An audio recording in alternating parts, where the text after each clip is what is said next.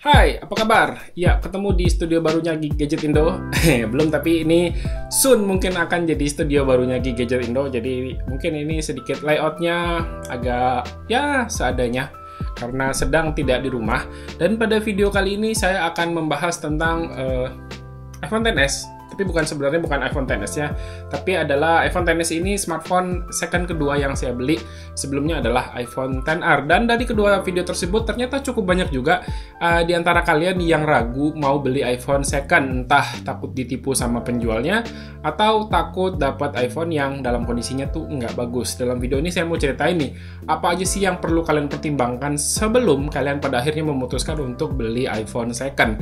Dan mungkin ini bukan video yang paling valid ya, karena saya sendiri sih sebenarnya pengalamannya belum cukup banyak tentang membeli iPhone second, tapi setidaknya hal-hal ini yang saya lakukan sebelum saya beli iPhone second. Yuk, langsung aja kita mulai dengan yang pertama. Pertanyaannya itu adalah mau beli iPhone di mana? Ini sebenarnya titik krusial dari membeli sebuah iPhone. Sebisa mungkin cari iPhone bekas dari seller offline aja, karena kalian bisa manfaatin marketplace yang biasanya tuh transaksinya dilakukan dengan COD. Tahu kan marketplace-nya? Saya ini nggak bisa nyebutin nama marketplace-nya karena lagi kerja sama Tokopedia. Ya, kalian pasti tahu lah marketplace itu.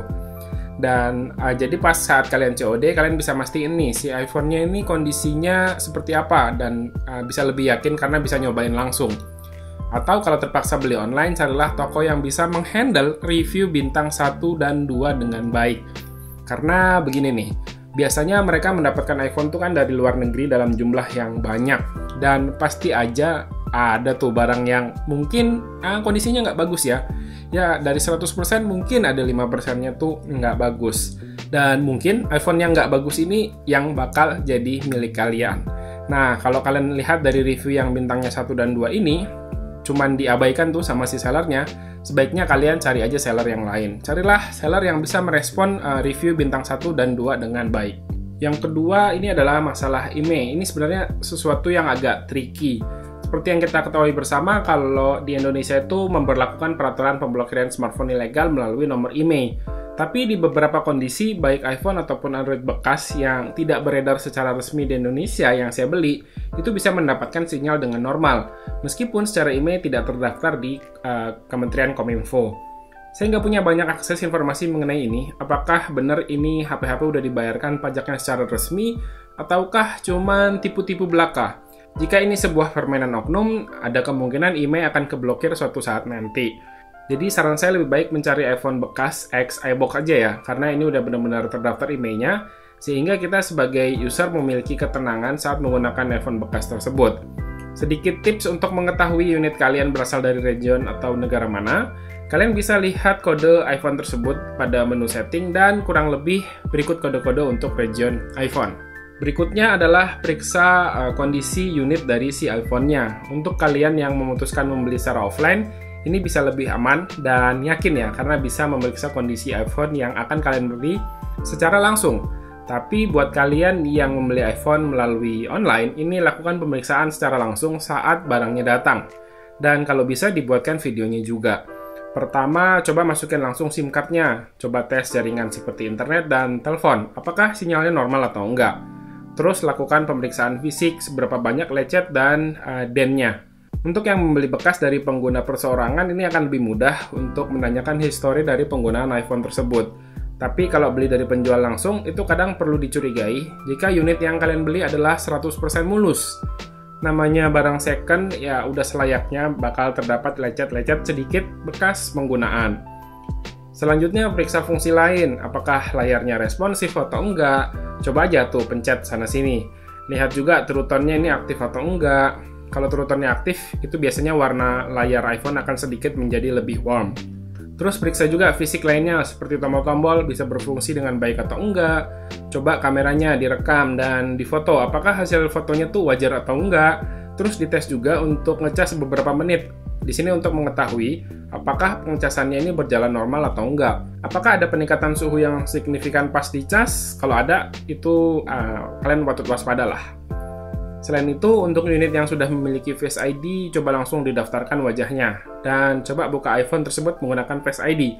Apakah Face ID-nya bisa mendeteksi wajah dengan normal atau tidak? Nah, tadi itu kan pemeriksaan fisik ya. kita juga bisa melakukan pemeriksaan software menggunakan TreeUtools. Iya, saya tahu meskipun TreeUtools ini udah bisa dimodifikasi atau manipulasi, tapi seenggaknya dengan melakukan pemeriksaan ini kita bisa sedikit lebih tenang lah melihat kondisi secara software dari unit yang kita punya. Di sini kita bisa lihat kode dari iPhone kita. Di bagian iPhone model itu akan ada kode-kode yang berisi huruf untuk mengidentifikasi unit dari yang kita beli. Misalnya kode M, itu artinya iPhone tersebut adalah resmi dari pihak Apple. Lalu kode F, yang artinya ini unit refurbished, atau iPhone itu pernah rusak, lalu diperbaiki oleh Apple, dan akhirnya unit ini dijual kembali sama si Apple. Dan kode N, yang artinya iPhone ini tuh pernah rusak saat masa garansi, lalu HP-nya diganti dengan unit yang baru ya, oleh Apple. Setelah melakukan pemeriksaan itu semua, untuk memaintain iPhone bekas kalian, supaya lebih awet gitu, sebaiknya jangan gunakan aksesoris KW. Kalau kalian beli iPhone X Inter, biasanya kalian bakal dapetin charger, ya aksesoris lainnya tuh KW. Dan pastikan gunakan charger dan kabel data yang bagus. Seperti yang udah saya bahas di video sebelumnya, nggak perlu charger yang asli dan mahal. Cukup beli charger dan kabel data dari brand pihak ketiga kayak Anker, Aoki, Baseus, dan lain-lain, yang rata-rata itu udah punya sertifikat MFI. Terakhir, dari itu semua, sepertinya iPhone ini adalah sebuah smartphone yang memiliki daya tarik tersendiri oleh sebagian orang, karena sebagian orang ini lebih memilih iPhone bekas ketimbang membeli Android baru di harga yang sama. Sehingga perlu diperhatikan, jika membeli iPhone bekas, terutama yang sudah habis masa garansinya, itu ada risiko tersendiri, yakni kalian harus siap kecewa jika iPhone yang kalian beli itu tidak berumur panjang, dan harus mengeluarkan biaya tambahan untuk perbaikannya. Ya, itu aja sih beberapa pertimbangan yang perlu kalian pikirkan sebelum kalian membeli iPhone bekas. Dan kalau saran saya pribadi, kalau kalian punya budget, lebih baik beli iPhone baru dengan kondisi garansi resmi. Jadi kalian bisa lebih aman, lebih nyaman ketika menggunakan si iPhone tersebut. Tapi kalau kalian mungkin merasa budget kalian mepet, ya hal-hal yang udah saya sebutkan tadi benar-benar perlu kalian pertimbangkan sebelum kalian pada akhirnya meminang iPhone bekas tersebut. Oke, ya segini aja ya video kali ini. Semoga video ini bisa membantu buat kalian yang sedang ragu ingin membeli iPhone bekas atau enggak. Dan terima kasih ya buat yang udah nonton. Silahkan like dan share video ini jika menurut kalian video ini bermanfaat. Randy pamit, sampai jumpa di video berikutnya. Yuk, bye-bye.